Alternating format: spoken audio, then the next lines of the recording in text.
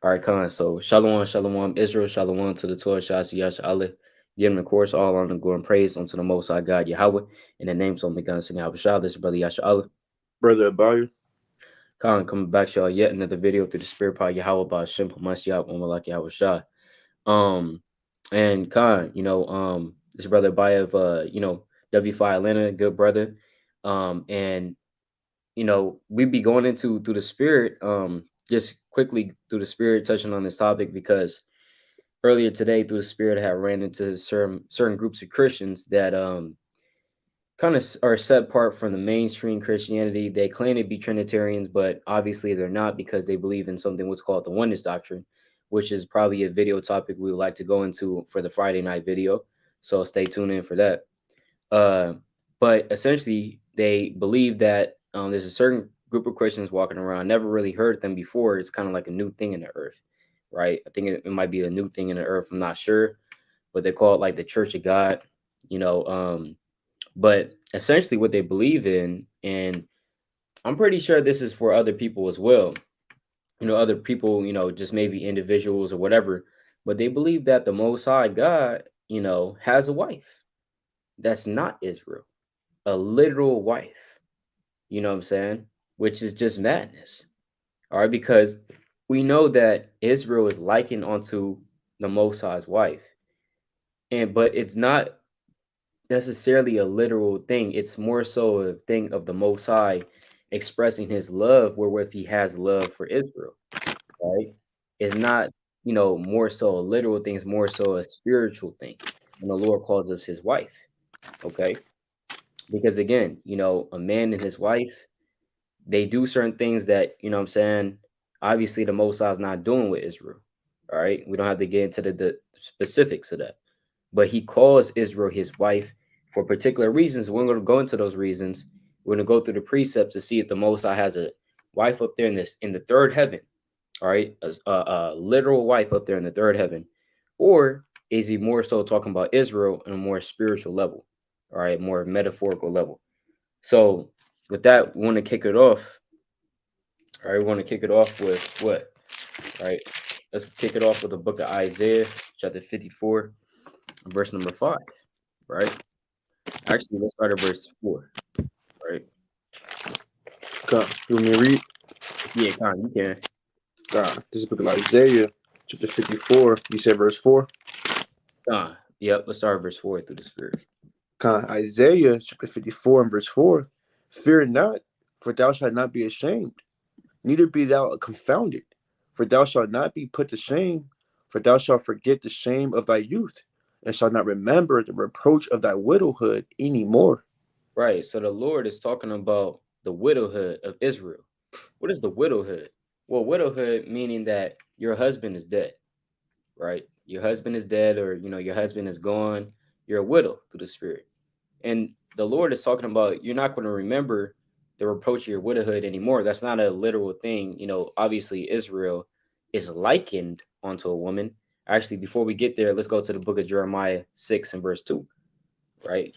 Israel is likened onto a woman, but Israel as a whole is a nation of men and women.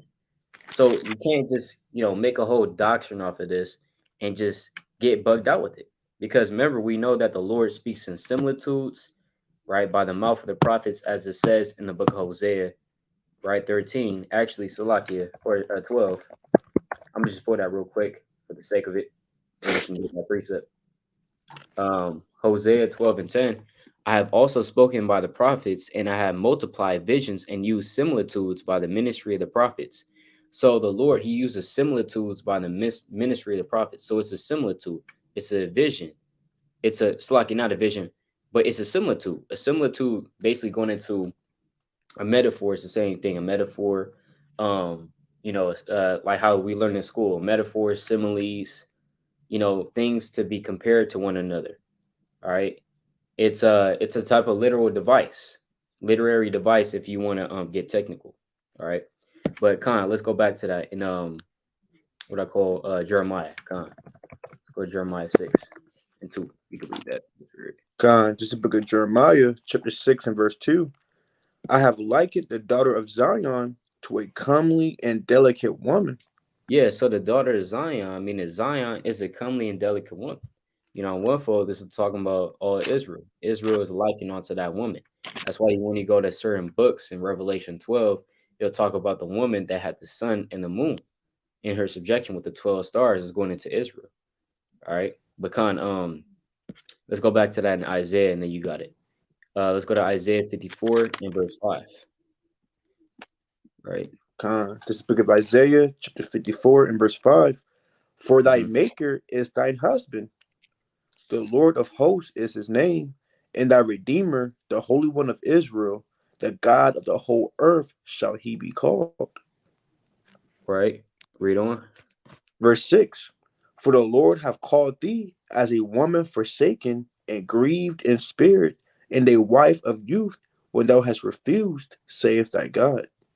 It's like when thou You was see, refused, saith thy God. It's like, Yep. All praises. All praises. Yeah. So it's saying, look, thy maker is thine husband. Okay. And now, when we look at that, that means that what Israel is the Most High's wife, the Most High God, Yahweh, is our husband, right? And it says in verse 6, the Lord have called thee as a woman forsaken and grieving in spirit, and a wife of you. You can read about that in Ezekiel, right? Chapter 16, you can read about that Ezekiel 23. You understand? We can even go into these chapters, and talk about that as well. But nevertheless, the Lord does liken Israel onto his wife. Now, that's really the only person or the only entity that he likens onto his wife. You won't read about the Most High likening Israel onto his wife, and then it's some other being in the third heaven that's his wife as well. That he kind of had to do the nasty with in order to get Yahweh shot. That's not how the Most High operate. All right. And that's not what the scripture says. Okay. But Khan, you got it, King. you gotta be watchful about these certain doctrines going around saying the Most High is a wife. That really goes into fables and Greek mythology about how Zeus has a wife, how these gods have a wife in the spiritual world, and they commit lewdness in the spiritual world, and things in that nature. When you read the scriptures, it's double to that which is parables, dark sayings, like the brother says, similitudes, comparing this to that. So Hmm. when you read these things, you gotta have the right understanding. I want to get this real quick. This Second Peter, chapter 3 and verse 15, and it reads, "An account that the long suffering of our Lord is salvation, even as our beloved brother Paul, also according to the wisdom given unto him, have written unto you, as also in all his epistles, speaking in them of these things, in which are some things hard to be understood, which they that are unlearned and unstable rest, as they do also the other scriptures, unto their own destruction." So you have men who will wrestle these scriptures into their own destruction. Now, how do they do that? Is because they take this precept and they run with it. They don't go precept upon precept. They use their own hearts to break it down. They use their own imagination. They take this new cloth, sew it into this old cloth, mixing doctrine and things in that nature, and they run with it, man. That's how you can destroy yourself. The Lord said it's not given to everybody, man, to understand. These scriptures are only for the Israelites to break down. That's why your Christian pastors, they don't know what's going on. If you took him to Song of Solomon, chapter 8 and verse 1 and verse 2, talking about sucking on your mother's breast, guess what? He gonna be going off, man. He gonna hit up your grandma. You know what I'm saying? So these scriptures Right. again is not for everybody. Let me get one more precept, Salakia. This is Uh, the book of Matthew. All right, Matthew chapter 13 and verse 11, and it reads, "He answered and said," I'm gonna start at verse 9. Salakia. Matthew 13 and verse 9. "Who have ears to hear, let him hear." So again, these scriptures are for people who have ears to hear. Now you may say, "I got two ears, I got two eyes, I can see." No, that's how you already erred. You already lost. The Lord's not talking about your actual ears. It's talking about your understanding being open. Verse 10. "And the disciples came and said to him, Why speakest thou to them in parables?" Right? That's like, Peter come to your house. Why you always speaking in parables? Just be plain. But this is what Christ said. Verse 11. He answered and said unto them, Because it is given unto you to know the mysteries of the kingdom of heaven, but to them it is not given. So this Bible is a mystery. It's a yep. mystery, man. Not everybody knows they're Israelites. Not everybody knows who their enemy is. You know? Again, you have, like the brother said, he got Christians run up on him talking about the Most High God has a wife. That is foolishness. I'm gonna get one more precept, Salah King. Let's go to Jeremiah 30, 31, verse 31. To link up with the brothers precept in Isaiah 54 is Jeremiah 31 and verse 31. And it reads, Behold, the days come, saith the Lord, that I will make a new covenant with the house of Israel and with the house of Judah. Not according to the covenant that I made with their fathers in that day that I took them by the hand to bring them out of the land of Egypt, which my covenant they break, although I wasn't husband unto them, Right. saith the Lord. So the Most High God, really his son Yahushua, he was always known as the Israelites' husband. Because why? He provides for us. That's Exodus 21, verse 10. Verse 10. He provides. He gives us our garments. You can read about that in Deuteronomy 8 and verse 1 on down to verse 3. He took care of us, man. The Most High God betrothed us to Yahushua, man. It wasn't our own doing and stuff like that. No, the Most High God, He set up this wedding for us towards Christ, man, for Christ, His Son. That's what a righteous father always do. Like Abraham, Abraham sent forth his servant to go set up get a wife for his son Isaac. And you got ears to hear. That's very spiritual. Cause who is Isaac? But Khan, you got the king. Nah, yeah, Con, nah, yeah, that's true. That's true. And as a brother's beautiful going into where we will, Israel's always likened onto the Most High's wife. It's not never any some random entity that dwells up there alongside with the Most High. It's always Israel. And as you said, as the brother was saying, the Most High is likened onto us as a husband, because what does a husband do? A husband is supposed to provide, as the brother was saying, provide food, raiment. Let's go to that. Let's get that real quick in Exodus 21, right, verse 10. What is a husband supposed to do for his wife? What is his duty? You know, let's get that real quick. Exodus 21 and 10. Khan, this book of Exodus, chapter 21 and verse 10. If he take him another wife, her food, her raiment, and her duty of marriage shall he not diminish. Exactly. So a husband would have to provide these three main things. All right. It could be more than a little bit more than that, but these are the three main things: food, raiment, and her duty of marriage.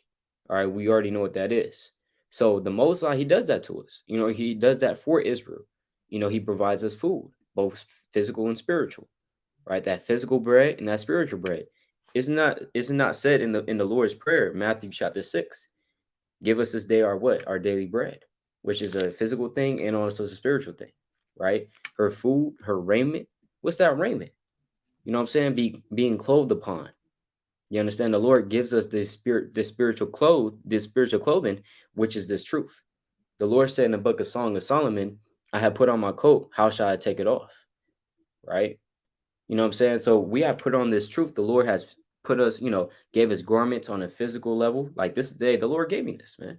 You know what I'm saying? The Lord is providing for Israel like He always will and always has been, both on a physical and spiritual level, because He's like a husband unto us. He's like a husband unto us. That's why He calls us, His wife, etc., etc. And it really does get a little deeper, because when we look at Ezekiel, look at Jeremiah, the Lord also talks about, if we're His wife, by us worshiping other gods, we're basically, it's kind of like cheating. We're kind of cheating on the Lord. We're committing spiritual adultery by doing that. And that's why He also likens us unto His wife as well, but calls us a harlot. Why? Because we like to worship other gods. Just as a woman that's married to her husband, she goes and plays the harlot in the city, and goes and lies with other men. And so that hurts the Lord. That vexes his spirit, as it says. Just as a man that would be heartbroken for his woman. So it's so many parallels between how the Lord expresses His love, His emotions, his feelings towards Israel. So to sum it up, He calls us His wife, right? He calls Israel His wife through the Spirit. All right. Um, Real quick, also I want to get Jeremiah chapter 3. All right. I want to get Jeremiah chapter 3 and verse 1. Let's get that real quick through the Spirit. All right. Come on. Let's get Jeremiah 3 and 1. Khan, All right. Salah. This is the book of Jeremiah, chapter 3 and verse 1. They say if a man put away his wife, and she go from him, and become another man's, shall he return unto her again? Shall not that land be greatly polluted? But thou hast played the harlot with many lovers, yet return again to me, saith the Lord. Yeah, exactly. You see that? Exactly. And Salakia, oh Khan, Shalom. So, All praise to the most high, mighty brother, mighty brother. Yeah, as a brother said, Israel is espoused to Yahweh Shai. Yeah, we're about to get those priests as well. Now, when we say the most high, when we say the most high, we say Yahweh Shai, yeah, really it's Yahweh Shai. But at the same time, we know that Yahweh Shai and the Most High, they move in the same spirit. Like when we go to Isaiah 54, that's why we went to Isaiah 54. It says the Lord there. It says Yahweh. But we know that it's Yahweh Shai as well. All right, when you want to get technical. Because obviously the Most High, he's not getting off his throne. It's just kind of how the Most High, he uses mediums. He uses mediums to to get certain things done. Like Yahweh Shah, right? He came upon the earth in the name of the Father. So it's basically like the Father is you're talking to Yahweh Shah, you're talking to the Father because they say the same thing. So that's why it's Yahweh Shah. In certain verses it'll say Yahweh Shah, in certain verses it'll say Yahweh, it'll say the Most High though. Right. So that's why we say in the Most High. If a brother say Yahweh Shah, it's the same thing, right? Con. Yeah. If a brother says Yahweh Shah, that's what we're saying as well. It's basically the same thing, right? We just saying what the scripture is saying, right? Because let's get that quick precept in the book of Second Corinthians, chapter 11. 2. Because certain brothers might get confused, like why it say Christ in certain verses and it say the Most High in other verses. It's because, yeah, really it's Christ because we know Christ comes in the name of the Father. So yeah, it's Christ. It is Yahweh Shah. But if you say the Most High, you're not wrong. Either. So it's either or works. Let's get this precept. First Corinthians chapter 11, he said verse 2. Yeah, verse 2. Come. Verse 2. Now I praise you, brethren, that you remember Oh, me in like 2 Corinthians 11:2. God's love. 2 Corinthians chapter 11 and verse 2. And it Mm-hmm. reads, For I am jealous over you with godly jealousy. For I have espoused you to one husband, that I may present you as a chaste virgin to Christ. Yeah, exactly. You know what I'm saying? And who is he talking to? He's talking to the church, right? He's talking to the church. So he's saying, look, I have espoused you to one husband that I may present you as a chaste virgin to Christ. So the reason why Paul is saying Christ here is because we know that on a certain level, yeah, it is talking about Yahweh Shah, because again, like I said, Yahweh Shah, we're going to be married to Yahweh Shah, as it says in the book of Revelation.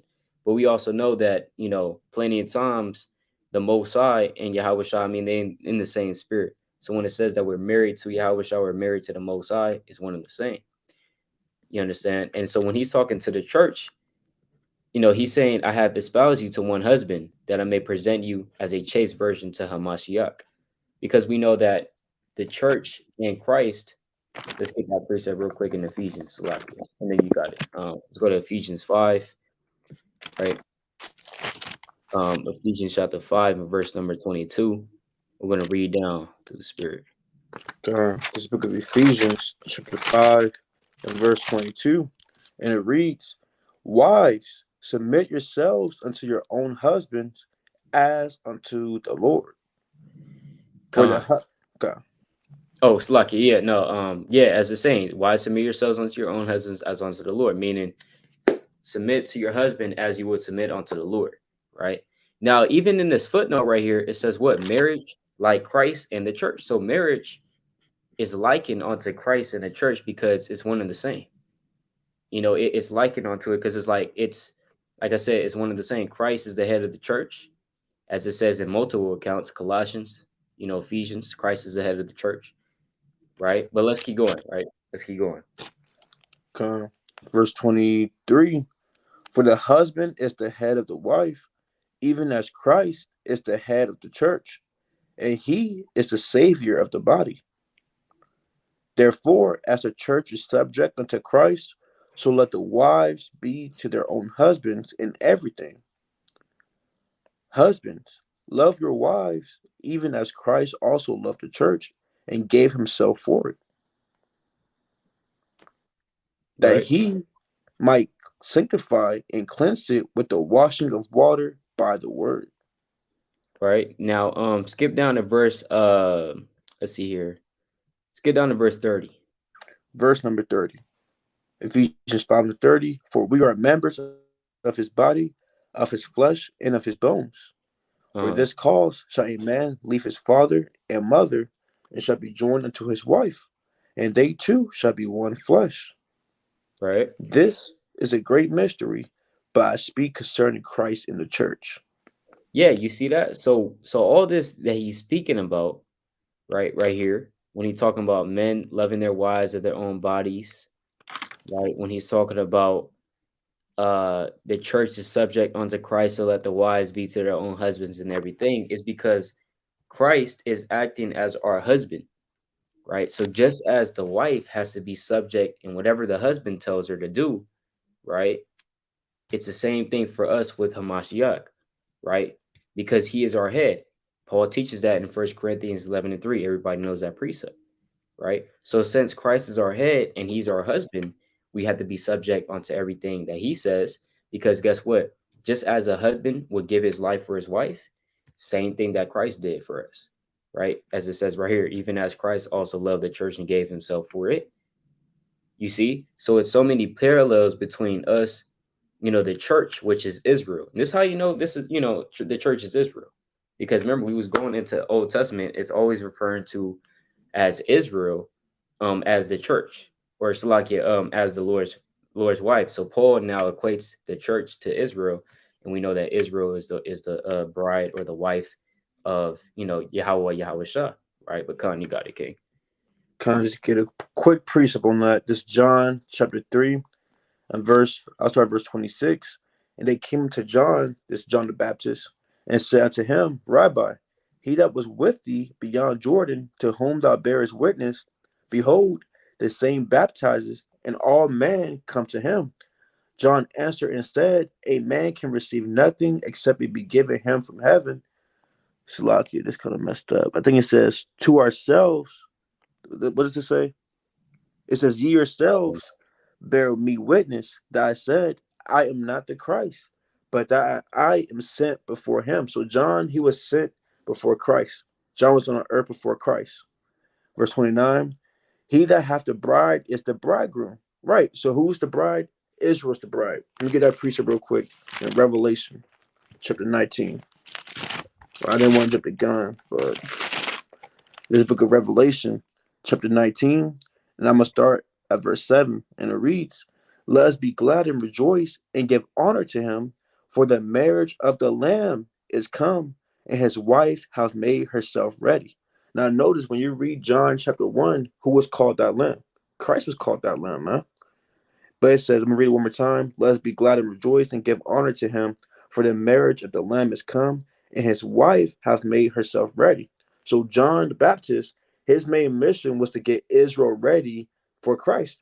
That's why it tells you that he was going to be sent, that he may turn the hearts of the children to the fathers, that the Lord smite the earth with a curse.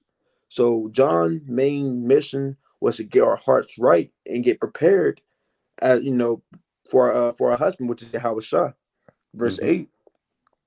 And to her was granted that she should be arrayed in fine linen, clean and white, for the fine linen is the righteousness of saints. And he said unto me, right, blessed are they which are called unto the marriage supper of the Lamb. And he said unto me, these are the true sayings of God. And that kind of links up with John chapter 1. That links up with Matthew chapter 22. When Yahweh Shah was on the earth, he was really bidding his wife back to the marriage, man. It's the gospel get very deep. He Yeah. himself was bidding his wife back to the marriage. He was saying, come marry me, man. But guess what? A lot of Israel didn't want to hear that. They want to go continue to play the whore. So it has the same spirit in the Gospels as in the Old Testament. But Old Testament only they can't see that. They don't understand that, man. Right? Because it is very deep. But I don't want to get too deep though. But this John chapter 3 and verse 29, and it reads, he that hath the bride is the bridegroom, right? Yahweh Shai, he's the bridegroom. The bride is Israel. But the friend of the bridegroom, which is John the Baptist, which standeth and heareth him rejoiceth greatly because of the bridegroom's voice. This my joy, therefore, is fulfilled. But I brought that precept out to show you that Christ, he's that bridegroom. He's the husband of Israel. That links up with Revelation 19. Become. Yeah, Khan, and just to pick off what the brother was saying, these mighty precepts that he's bringing out. When you go to Matthew 24, that's why you have so many parables about Yahweh Shah being the bride. I mean, it's like the bridegroom, you know, because when you go to even Matthew 25, everybody knows this parable, right? It says the parable of the 10 virgins. You understand? We know that these 10 virgins is talking about who? Israel. All right. It says, Khan, you can get it real quick. Matthew chapter 25 and verse 1. Mm-hmm. Then shall the kingdom of heaven be likened unto 10 virgins, which took their lamps and went forth to meet the bridegroom. Yeah, And exactly. Khan, yeah, so lucky, yeah. The kingdom of heaven is likened unto 10 virgins which took their lamps and went forth to meet the bridegroom. We know that this bridegroom is talking about Yahweh Shah, as the brother was just bringing up, right? And you can skip down to verse 4. Matthew chapter 25 and verse 4. Mm-hmm. But the wise took oil in their vessels with their lamps. While the Mm-hmm. bridegroom tarried, they all slumbered and slept. And at midnight there was a cry made, Behold, the bridegroom cometh, go ye out to meet him. Yeah, exactly. That's talking about when Yahweh Shah comes back, right? That 12 a.m. You know, 12. Did not the Lord say to Ezra 12 parts? You know what I'm saying? You got 12 parts. So that 12 a.m. is talking about when Yahweh Shah comes back, right? It says at midnight there was a cry made, and we know that Yahweh Shah, pursuant to the book of First Corinthians, the 15th chapter, is going to be the sound of the trumpet when Yahweh Shah comes back. So it says there was a cry made, behold, the bridegroom cometh, go ye out to meet him. So this is when Yahweh Shah comes back, and then Israel would have to present themselves before the Lord, right? Let's keep going on. Verse 7. Then all those virgins arose and trimmed their lamps. And Mm-hmm. the foolish said unto the wise, Give us of your oil, for our lamps are gone out. Mm-hmm. But the wise answered, saying, Not so, lest there be not enough for us and you, but go ye rather to them that sell and buy for yourselves. Yeah, meaning just figure it out, because in those days of all hell breaking loose, brothers don't have the time to just break down the truth in those days. There's a time and place for everything.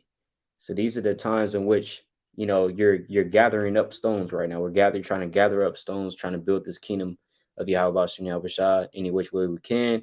But in days of all hell breaking loose, it's not the time to be teaching. Brothers not going to be going to camp.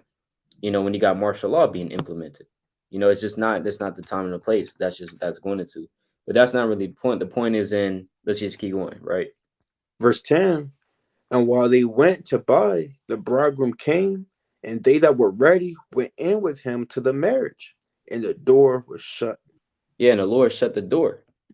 Kind of just like how he shut the door during the times of the days of Noah. And then Noah was done preparing the ark, and he kind of just shut the door, and the floods kind of started to come. So we want to be part of that number in which we're able to be worthy to be bidden to the marriage. We know that Israel is going to be bidden to the marriage, but we know that we have the elect of the elect. We know that Israel is the elect itself, right? But you have the elect of the elect, which is going to be able to have that chance to go into that marriage. But as it says in verse 12, the Lord is going to say, "Verily I say unto you, I know you not." You know, if they don't have oil in their lamps, that is. But nevertheless, it's all showing that the Lord, is still, Yahweh Shai, he's that bridegroom, all right, and he's going to marry Israel. Okay, that's showing that. You got it, King. Come, I'm gonna get a preacher to link up with that in Second Ezra chapter 2 and verse 38. Arise up and stand. Behold, the number of those that be sealed in the feast of the Lord. So notice how the Lord's always talking about this feast. A banquet, man. A banquet is where wine is at, food, the good stuff, man. That's why it says wisdom. She killed her ox, her mingled wine and everything ready. Like it says, I think that's Proverbs 9 and verse 1 on down, or Proverbs 8, either or, right? Second Ezra chapter 2 and verse 39. which are departed from the shadow of the world and have received glorious garments of the Lord. So the people who's going to be attending this feast, who's going to be in that marriage, are those who departed from the shadow of the world. They're not smoking. They're not, what's it called, committing adultery, man. They're not shaving off their dang beard. They're not drinking all the time, being drunk, drink a whole bottle, this big of a bottle, and you at camp just chucking it back, right? They're not doing that, man. They're keeping the commandments in truth and sincerity. They keep it in the faith, man. And they're trying to be better, man. And they have a pure heart towards the Most High God. They're humble. They're meek. Those are going to be the people who get the kingdom of heaven. Verse 40, take thy number, O Zion, and shut up those of thine that are clothed in white, which have fulfilled the law of the Lord. So the Lord's always talking about this. He's always saying to seal something up, to shut something up. Because right now it's open, man. These scriptures are it's open. You know how easy it is to walk in L.A. and Los Angeles to see a camp. You know how it's very very easy to go to Atlanta and see the Israelites, man. You got people right. You got HOI over there. You got right when you go down. I kid you not. Take about 34 steps, probably 35. I'll say 35, 36, around there, down the street. Guess what? You're going to see SOT. Take another 35 steps. I'll be generous. I'll say 40 steps. Take 40 steps. Guess what? You're going to see WFI Atlanta, right? Huh? And guess what? You might take like 20 steps. You're going to see Sakari, right? So you want to see these different camps. You got one body of your house shot. It's all in Atlanta, man. It's all in Atlanta, right? So it's these scriptures are easy to get right now. But the Lord said, let me get one more precept. I'm going to go to Luke. I believe that's Luke chapter 8. Bear with me. So I think it's Matthew 8. Bear with me. Just book of Matthew. If not, then that's okay. This book of Matthew chapter 8. Dang. What you was looking for? The Lord said, basically, when he gets up and he shut the door, it's going to be too late. Oh, That was Matthew 8. But in that day, it's going to be too late, man. When the Lord gets up and he shut to the door, I believe that's how it goes. It's going to be too late, man. Dang, I wish I had that verse, but guess what? It's all of the Lord, man. It's all of the Lord. But Con, you got it, King. So I look for this. okay, con. You're not talking about Matthew 8 and 12, right? Uh, Okay, it's, con. it's something like that, but it's worded differently. Okay, con. But yeah, as the brothers is going into, right? As the brothers is going into through the spirit, we see how the Lord likens, Israel unto his wife, unto his, his bride. You understand? And as you said, it's not hard to try to get knowledge of it, right? We know that we kind of pull this precept a while, a lot, right, through the spirit. Let's go to Matthew 22 and verse number 9. Now we could read the whole thing, right? I mean, when I say the whole thing, I mean the parable of the marriage feast. Now, just to sum it up, the parable of the marriage feast essentially is again, Yahweh Shah marrying Israel, right? That's essentially what it's going into. Now, when you go to Matthew 22 and verse 9, right, it says what? Go ye therefore into the highways, and as many as ye shall find, bid to the marriage. So those servants went out into the highways and gathered together all as many as they found, both bad and good, and the wedding was furnished with guests. You see that? So this marriage is what between Israel and right, the Most High, why Yahweh Shah, right? Really, Israel and Yahweh Shah. Now it says, "Go ye therefore into the highways, and as many as ye find, bid to the marriage." That's what we're doing right now. We're trying to bid, right, Israel to the marriage. And the servants went out into the highways and gathered together as many as they found, both bad and good. So you got bad, right, and you got good in here. As a brother was saying, sincere, not sincere, right? You might have brothers in this thing just because they want to be the next hot rapper. So they want to be the next hot rapper. So they kind of see, okay, Israel kind of coming up. Maybe I can, if I pose myself to be an Israelite, I can just make my music. Not saying brothers is doing that on this live or nothing, but I'm just saying that's just a scenario. Or maybe brother's just, or maybe a sister. She heard that, oh, the men of Israel or the Hebrew Israelite men, they don't divorce their women, save for the cause of fornication. So that means I could just be a whole dragon. He can't divorce me. Where else he going off? Right? Now that's not the reason why you come into this thing. That's not the reason why you should come into this truth, you know? And so that's what the Lord is talking about. They as many as they found, both bad and good. Did not the Lord say that in the book of Matthew chapter 13, right? The kingdom of heaven is likened unto basically fishing. Right. Let me just get that real quick in Matthew chapter 13 and verse number 47. It says, again, the kingdom of heaven is likened unto a net that it was cast into the sea and gathered of every kind. So we're kind of casting that net into the sea every time we try to fish. All right. And this could be throughout the week. It doesn't always have to be at camp. You could fish whenever the Lord kind of put the spirit in you to do so. But we're casting that net into the sea and we're gathering of every kind, which when it was full, they drew to shore and sat down and gathered the good into vessels, but cast the bad away. So at that time, the Lord, when it comes time of the wedding, the Lord is going to cast the bad away and he's going to save the good. And he talks about that in many accounts. Go to Matthew 25, right? Separate the sheep from the goats. You go to, I believe, even in the same chapter, Matthew 13, you got the wheat and the tares. So he's always talking about separating the good from the bad, but that's what that's going into. And I just want to keep reading on real quick in verse 11. And when the king came in to see the guests, he saw there a man which had not a wedding garment. And he said unto him, Friend, how camest thou in hither not having a wedding garment? And he was speechless. Then the king said to the servants in this case would be the angels, right? Bind him hand and foot and take him away and cast him to the outer darkness. There shall be weeping and gnashing of teeth. That wedding garment meaning what? Your spirit, right? Your spirit. That's why we want to get our spirit right. And that's also why, going back to what the brother was saying, that was also the purpose of John. The purpose of John was to make the way for the Lord, make his path straight. You understand? Prepare Israel for their bride. You understand? I mean, it's like for their bridegroom, right? Their husband.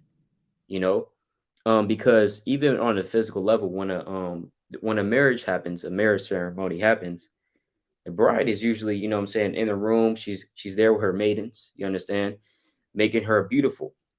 So she has to get ready. It might take hours, it might take the whole day to get ready.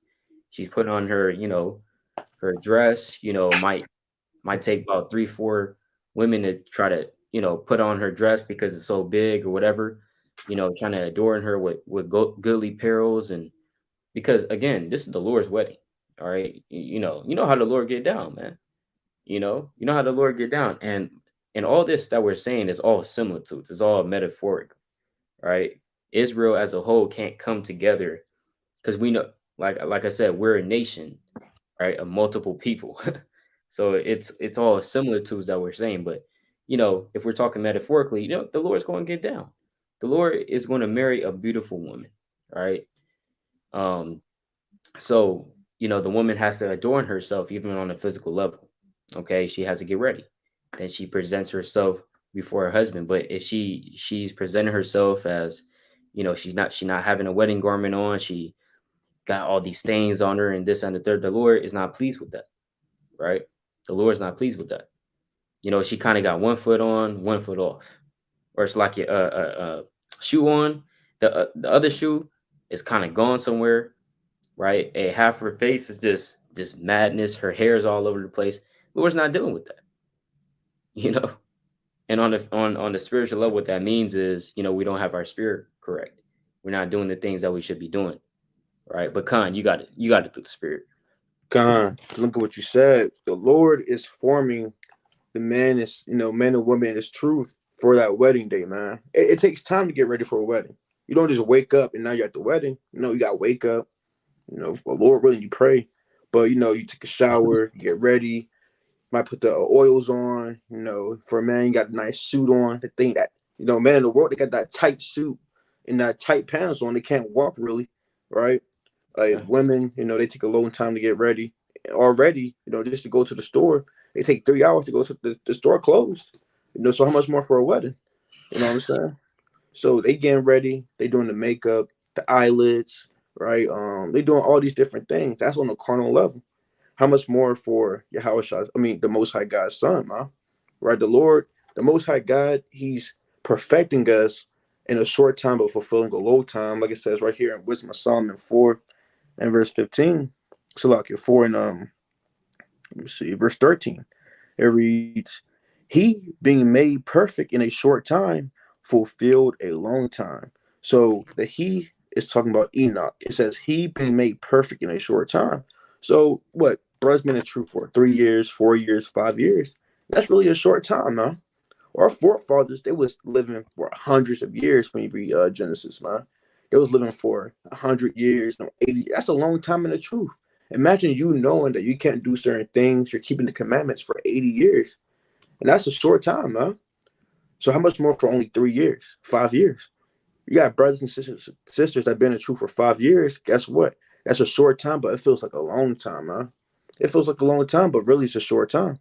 So the Lord, He's trying to perfect you for that day, that for that wedding day. Because you don't want to be that person who shows up and your spirit's not right. You're gonna be like that man who got casted out the wedding, man. Right? God forbid. God Right? I'm gonna get forbid. this other precept real quick. Right? So again, you don't just show up to a wedding. You might got, you don't want to show up to you got a denim jacket on or denim jeans on, some boots. You got your boot camp on, your camp boots on, man. You got mud on it, man. Right at the wedding, right? It stinks. Right, at the wedding, man. Right? You got a shirt with some Kool-Aid stains on it and some cereal, cinnamon toast crunch, right? So you don't want to be that person who show up to the wedding looking like that, right? Let me get this precept real quick. This is Zechariah chapter 3 and verse 3, and it reads, "Now Joshua was clothed with filthy garments and stood before the angel. And he answered and spake unto those that stood before him, saying, Take away the filthy garments from him. And unto him he said, Behold, I have caused thy iniquity to pass from thee, and I will clothe thee with change of raiment." And that's what the Lord is doing now. See, we had filthy garments in the world, man. We had that Kool-Aid stain, which is what? Islam. Then we had that our shirt got burned because the ash fell from the blunt. That's what? Christianity, man. Then you got some tore up shoes to the it's barking. It's yelling, it's barking, your toes all out. Guess what? What's that, man? That's adultery, man. We had some bad garments. It was wearing out, right?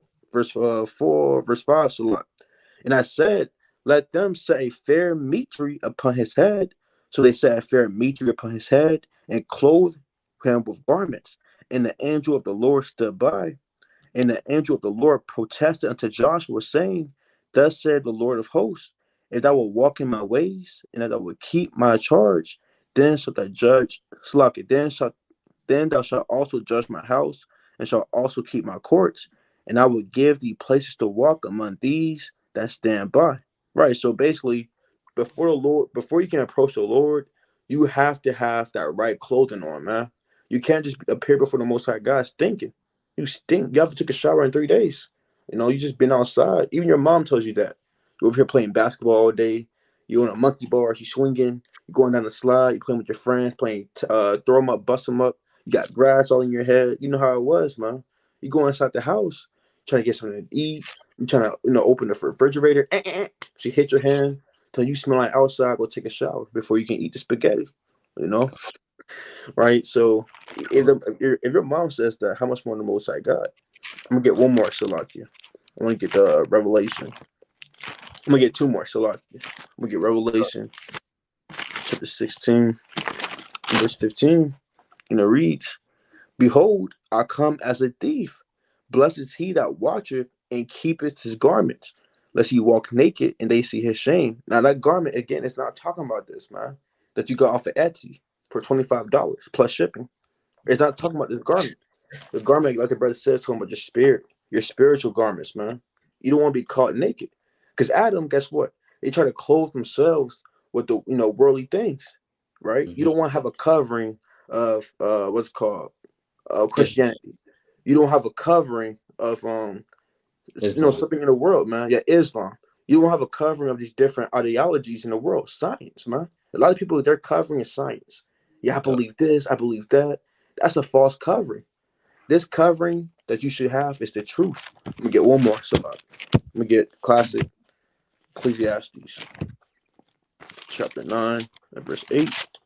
And it reads, let thy garments be always white, and let thy head like no ointment. What does it mean when your garment is always white? Meaning it's pure. There's no blemish, right? There's no blemish. There's no sin in you. The Lord, He, like it says with the Revelation 14, without fault, without blemish before the throne of the Most High God, man. But Con, you got it, King. Yep. No, yeah, Con, that's right though. That's right. That's definitely right what the brother's saying. I had a quick precept on what he was saying as well. It's to prove that, you know, because when you read that in Revelation, as we're reading Revelation, as a brother also said, actually, real quick before we get this in Mark, it's just showing that real quick in Revelation how we will be looking, or Israel will be looking, um, during that day in which we will be espoused unto Yahweh Shem Yahweh Shah for real, and this time forever. All right, we're married unto him. Right, let's go to Revelation 21 and verse 1. All right. Revelation chapter 21 and verse 1. And Mm-hmm. I saw a new heaven and a new earth. For the first heaven and the first earth were passed away, and there was no more sea. Right, and that new heaven and that new earth is talking about that new rulership. Second Ezra 6 and verse 9 talks about that. Esau is the end of the world, but Jacob is the beginning of it that followeth. So Jacob is the beginning of that new what heaven and that new earth. All right. And there was no more sea, meaning the nations are not ruling anymore, because the nations are likened unto the sea, pursuant to the book of Revelation 17 and verse 15.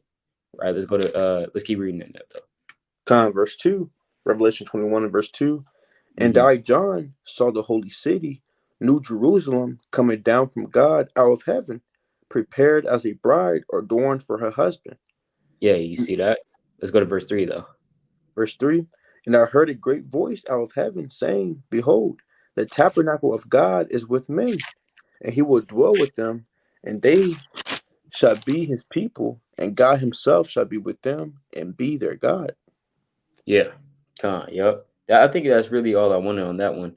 But as it says right here, right? As it says, the tabernacle of God is with men. So it's really talking about Israel, all right?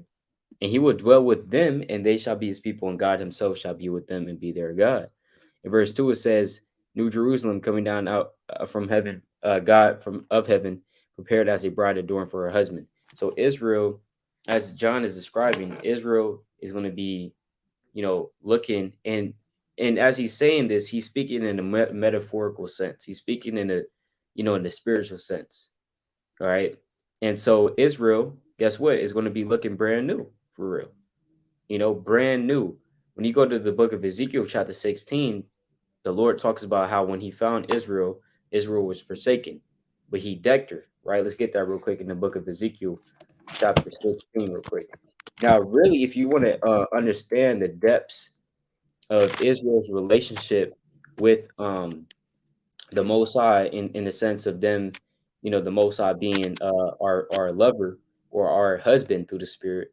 Um, Read Ezekiel 16. All right, this whole chapter for real goes into that, but we're not going to read the whole thing for the sake of time. For the sake of time, it's going to take too long, right? But let's go to Ezekiel 16 and verse number 4.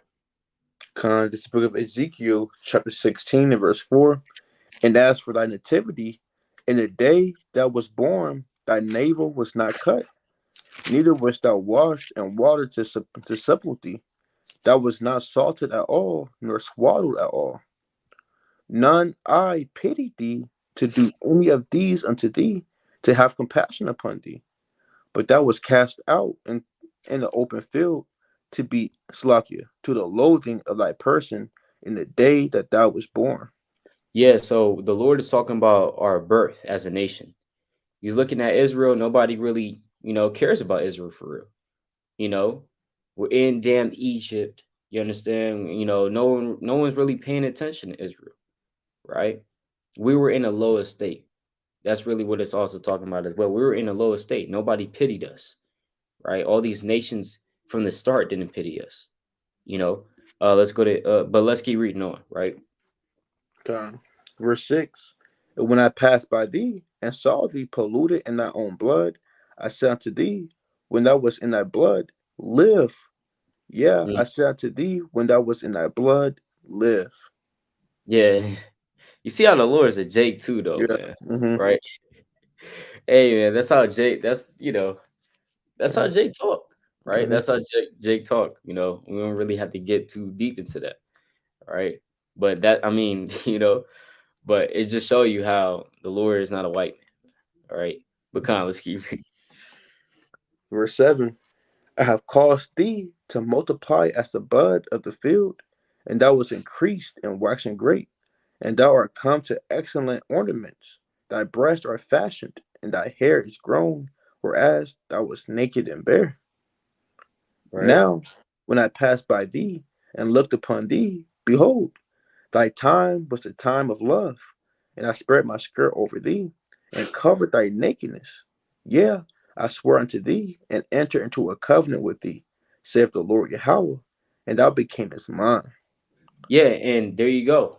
There you go with that. Remember when went to Exodus 21:10, right? When we went to Exodus 21:10, remember what it said? That a man would have to provide what? Food, raiment, and duty of marriage. And the Lord is literally providing that to us right here, as he's saying, right? I looked upon thee, thy time was a time of love. I spread my skirt over thee, and I covered thy nakedness. That's him providing what? The raiment, on a spiritual level. And he swear unto us and entered into a covenant with us, and we became the Lord's. When you take a wife, you're basically entering into a covenant with her. You know, hey, you and me together, right?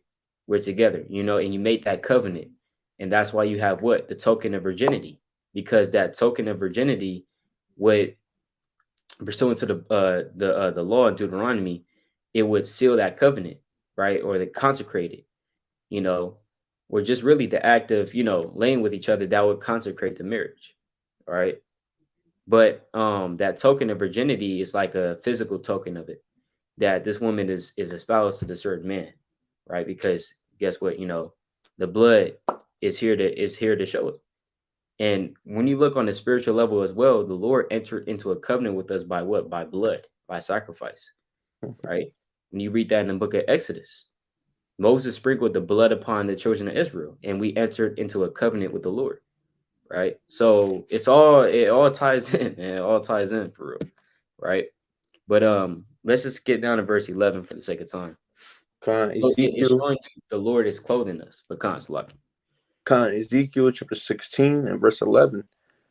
I decked thee also with ornaments, and I put bracelets upon thy hands, and a chain on thy neck. And Mm, I put a jewel on thy forehead, and earrings in thine ears, and a beautiful crown upon thine head. Thus mhm. wast thou decked with gold and silver, and thy raiment was of fine linen and silk and broidered work. Thou didst eat fine flour and honey and oil, and thou was exceeding beautiful, and thou didst prosper into a kingdom. One more precept. And thy renown went forth among the heathen for thy beauty, for it was perfect through my comeliness, which I have put upon thee, saith the Lord Yahweh. That's cool. Yeah, that's plain, man. That's plain. And as you read the chapter, the Lord talks about how, man, you went from being beautiful. I clothed you. I provided for you. I gave you spiritual food. You was all skinny, and now you kind of, got some little meat on you now. You know what I'm saying? Like, hey, the Lord, hey, gave you fine linen, silk, broidered work. You ate flour, honey, oil. And remember, these are on a physical and spiritual level. You were exceeding beautiful. You were prospered into a kingdom, right? All this was going on for you. Hey, even the heathen was envious of you. You are perfect through your comeliness that I put upon you. So it's showing you how the Lord is likened unto a husband. When he calls himself a husband unto us, it's because he's doing all these things just as a husband would do with his wife, to his wife, right? That's why he's called a husband unto us. All right. So, but like I said, if you want to keep reading on that chapter, just on your own time, I really recommend it if you want to kind of get into the ins and the outs and the depths of our relationship with the Most High as his wife. Con, you got it, King. God, that's plain. That's plain upon tables, King. That's Yeah, all. con, for real, for real. So, you had anything else on that through the spirit? I did it. Okay, okay, con. All praises to the Most High. So, yeah, this time, you know what I'm saying, we're gonna start to wind down through the spirit. Um, just basically, last thoughts is you know, I also mentioned Ezekiel 21. I mean, it's like Ezekiel 23, which talks about the Lord having two wives, which is Northern Kingdom and Southern Kingdom. So the Lord, He's always going to make these analogies, right? He's always going to make these analogies. Israel's likened unto 10 virgins, right? Israel is likened unto two wives, for example. The Lord is also likened unto his son plenty of times. The children of Israel, my son, right? Hosea 11:1. When Israel was a child, then I loved him, and I called my son out of Egypt, right? Exodus 4 and verse 22. I mean, so many times we're called his people, right? His people, his chosen. We're also likened onto what? The lost sheep, right? So we're all, we're likened onto so many similitudes, and like I said, these are all ways for the Lord to show unto man, his love, which we can't comprehend it. No man upon the earth can really comprehend the love that the Lord has for us, but He makes these similitudes so that men can understand, right? That's why He does that. Because again, you have what's called love between a man and a wife, right? Let's get this last precept on that through the Spirit. Let's go Isaiah 62, right? Let's go to Isaiah 62 and verse number 5. This is the book of Isaiah, chapter 62, and verse 5. For as a young man marrieth a virgin, so shall thy sons marry thee. And as the bridegroom rejoices over the bride, so shall thy God rejoice over thee. Yeah, so shall the Most High rejoice over us. Just as a young man, what I'm saying, as a young man will rejoice over his wife. It's like, Khan, I finally got a wife through the Spirit. And this is someone that he really likes, that really loves for real. That's how the Most High is going to feel about us. You know, that's how the Most High is going to feel about us. Even in the prophecy in Hosea, it's like, I know I said that was the last precept on that. I just want to get this one out as well, right? Hosea 2 and Hosea 2 and verse number 14. We can start 14. God, this Hosea chapter 2 and verse 14. Therefore, behold, I will allure her and bring her into the wilderness and speak comfortably unto her. And I will give her vineyards from thence, and the valley of Achor for a door of hope. And she shall sing there as in the days of her youth, and as in the day when she came up out of the land of Egypt. Right.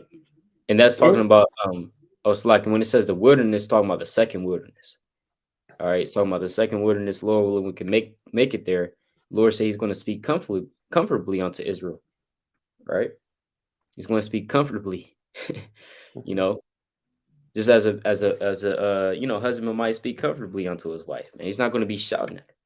And damn, just saying, "Hey, shut up, you're ugly," right? That's not how, that's not how it should be, right? The Lord is going to be speaking comfortably onto Zion.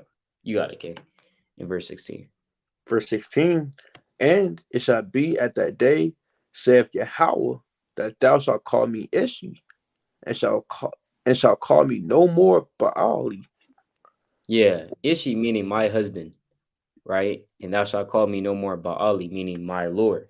It's going to be a different spirit, right? Because right now it's like, we're espoused to the Lord, but we're still waiting for that marriage, right? Just as, now this is not really the same case, but it's kind of is, it's similar. It's a similar case. Like if a man is courting a woman, it's not the same spirit to where if they're actually together, right? When they're actually together, is different. So at that day, we're going to be married to the Lord again. And now when you skip down to verse 19, it says what? Verse 19, and I will betroth thee unto me forever. Yeah, I will betroth thee unto me in righteousness, and in judgment, and in loving kindness, and in mercies. Yeah, you see that? And that day is going to be forever. All right. He's not going to break that covenant. You know, neither shall Israel break that covenant that day. We're going to be married unto the Lord forever. Right. In the time in which the kingdom of heaven comes, and we're in the kingdom of heaven forever and ever. Lord willing, we're part of that number. All right. So you had anything else on that through the spirit? Allah Akbar. Okay, come on, all praise to the most high. So at this time, we're going to bring our closing precepts to the spirit, 1 hour on the dot. So all praises. You got God. yours, King. God is Psalms 115 and verse 1. Not unto us, O Yahweh, not unto us, but unto thy name give glory for thy mercy and for thy truth's sake, man. So it's Right. for the Lord's mercies that he's using us as clean vessels for clean uses. Like it says in the Wisdom of Solomon to push forth his truth. Lord willing was edifying. I want to give the water to the Most High God by Hashem Yahweh Shai for putting it on the spirit of Yasharallah to have me hop on this video, man. And come. Yep. All praise to the Most High. Also, like to give it, at the water to the brother Abai for coming on the live as well through the spirit. Anybody else that's been tuning in through the spirit, we greatly appreciate that as well. I'm gonna end it off with Sirach 51. All right, Sirach chapter 51 and verse number 30. Work your work beat times, and in his time he shall give you your reward. So we're all doing this, for the kingdom of Yahweh Shem Yahweh Shai. We're all doing this for that reward, whether it be in this life or in the next, through the spirit. So all praise to Yahweh Shem Yahweh Shai. This brother Yasha Allah. Brother Abaya. Come back, y'all. Yet another video through the spirit power Yahweh Shem Yahweh Shai. Stay tuned for the Friday night live, Lord willing. And if brothers also want to check it out through the spirit, we're also going to be doing a video, Lord willing, on Wednesday night, going into the history of the scribes. All right. So Lord, stay tuned for that. Lord willing, it's going to be a series, it's going to be a series of the spirit. So history, prophecy prophecy, but also just touching on, the history of our scribes, man, because it's very important to understand and acknowledge their work that they have done for us, for real. All right, so with that, all praise to Yahweh Bashem, Mashiach Yahweh Shai, Kwame Yasha Allah, Shalom.